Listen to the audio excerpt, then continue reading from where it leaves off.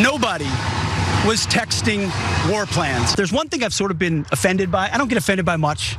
I'm here to do my job for the president, for the country, is this idea that I don't take classification or I don't take clearances seriously. Nobody takes it more seriously than me. Official channels by which we communicate classified information. If you want to do it and do it the right way, you should. If we think you are leaking to the press, that's a very real problem. We take that very seriously at the Pentagon. Under the previous administration, we looked like fools. Not anymore. Not anymore. Well, we're seeing the real-time effects of putting an axe-throwing TV host as your Secretary of Defense. Turns out he's incredibly incompetent. The Defense Department Inspector General concluded in a report that the information Hegseth shared on a signal group about a pending military operation in Yemen was considered classified. Here are the findings after an 8-month investigation. It found that the information Hegseth shared had been marked secret and could have imperiled American troops had it been intercepted by a foreign adversary. The two people who have read the report said. The evaluation by the Defense Department Inspector General also concluded that Hegseth violated military regulations by using his personal phone for official business. Hegseth, who declined an interview with the investigators but provided them with a brief written statement, has maintained that he shared no classified information on the group chat.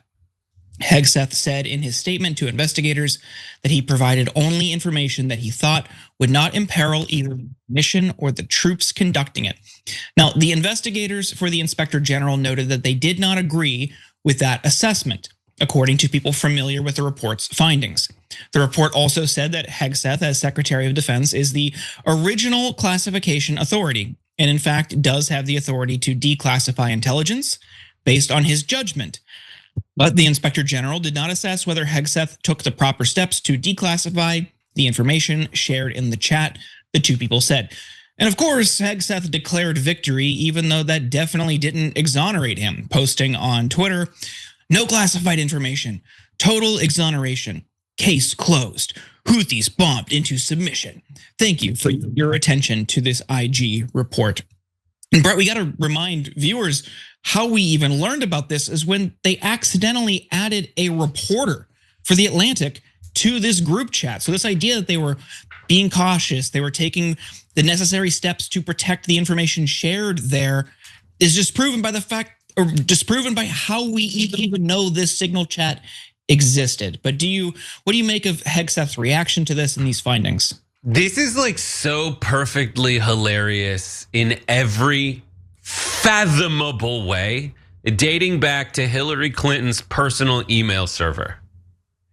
They thought that because Hillary Clinton had a personal server for emails, that it made it so that America's secrets could potentially maybe fall into the hands of people who shouldn't have them.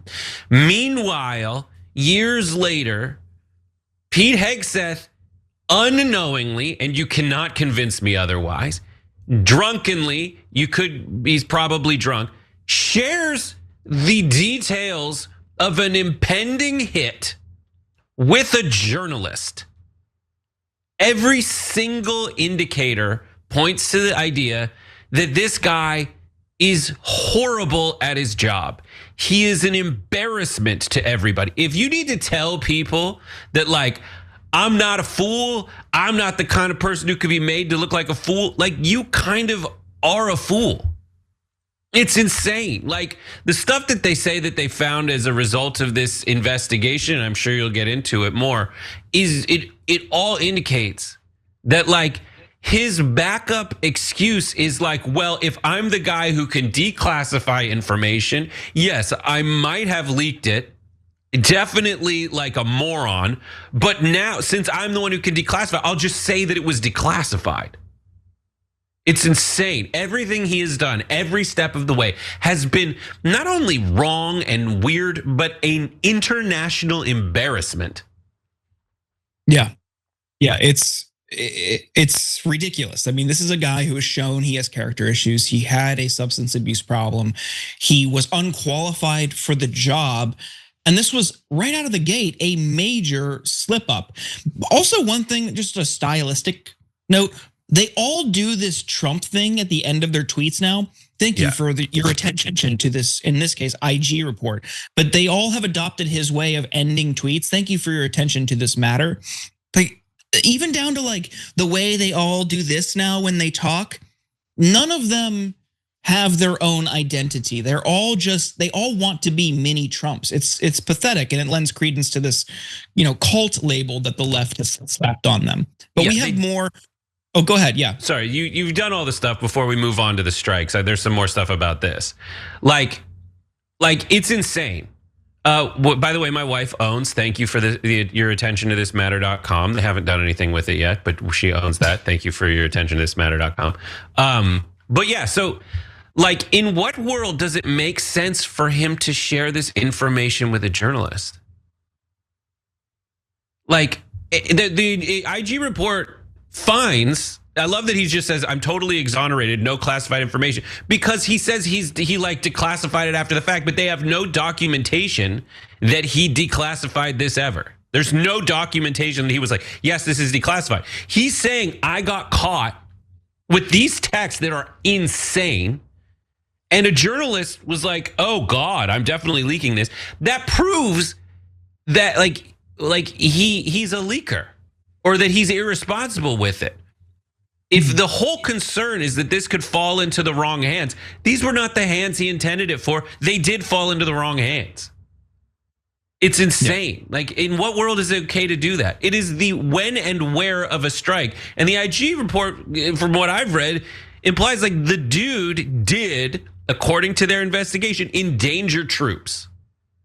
Which is, when we get to the strike story, like, they sent a second strike to go eliminate the danger to our troops and our people. This guy is accidentally sharing information that could do the exact same thing. Where's the double tap on this guy? You know what TYT has always been about? Taking on the corrupt, greedy establishment. For us, it's the corporate media. We've been fighting that fight for over 20 years.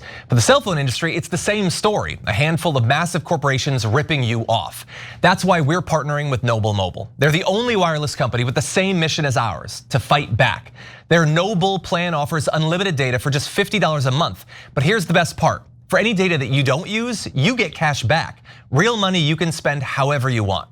Stop letting your unused data pad the pockets of billionaires. With Noble, you take control over your data. And by switching to Noble, you're directly supporting TYT in our mission of bringing you honest, independent news. So give Noble a try and make the switch today. Scan the QR code on the screen now, or visit go.tyt.com/plan. That's go.tyt.com/plan.